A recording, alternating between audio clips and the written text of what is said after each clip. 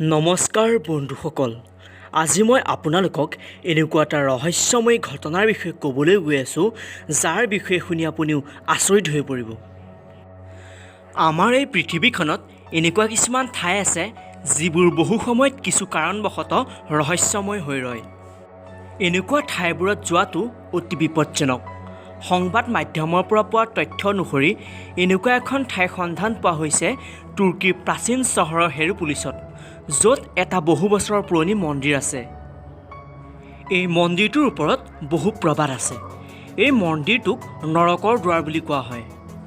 নৰকৰ দুৱাৰ হৈছে এনে এখন দুৱাৰ য'ত কেৱল মানুহেই নহয়, পশু পক্ষী জীৱ জন্তু সকলোৰে হ'ব পাৰে মৃত্যু।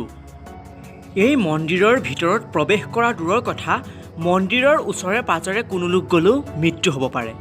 এই ৰহস্যময় মন্দিৰটোৰ ওচৰে পাজৰে কোনোবা গ'লে উভতি আহিব নোৱাৰে।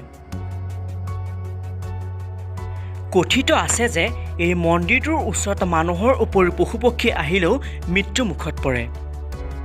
সেইবাবে বহু বছৰৰ আগৰ পৰাই এই ঠাইখনিক ৰহস্যময় বুলি জানিব পৰা গৈছে।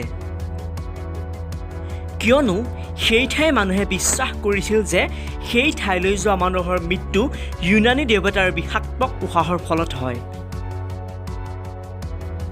এই ঠাই অৰ্থাৎ মন্দিৰটোত হোৱা বিভিন্নজনৰ মৃত্যুৰ বাবে এই ঠাইখনক মানুহে নৰকৰ দুৱাৰ বুলি ক'ব আৰম্ভ কৰিলে। জানিব পৰা মতে বহু বছৰ আগতেও এই ঠাইখনত কোনোৱে যোৱা নাছিল। যি নহওক, এতিয়া বিজ্ঞানৰ ফলত এই ঠাইখনৰ আচল ৰহস্য পোহৰলৈ আহিছে।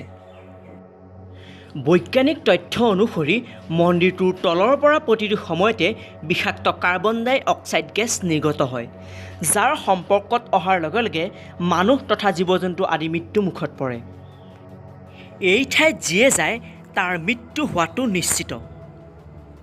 সঁচাকৈয়ে আমাৰ এই পৃথিৱীখনত বিভিন্ন ধৰণৰ আজব ৰহস্যময় ঘটনাৰ সৈতে জড়িত হৈ আছে, যিবোৰ অতি পুৰণি কালৰ পৰা মানুহে বিশ্বাস কৰি আহিছে।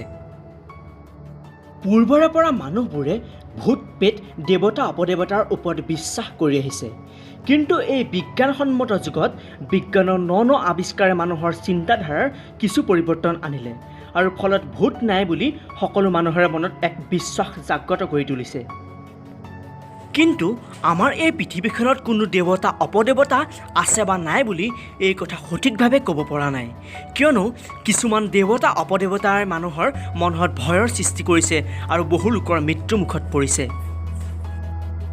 আৰু আগৰ সেই ৰহস্যময় ঠাইবোৰৰ প্ৰকৃত সত্য এতিয়া উদ্ঘাটন হ'বলৈ ধৰিছে।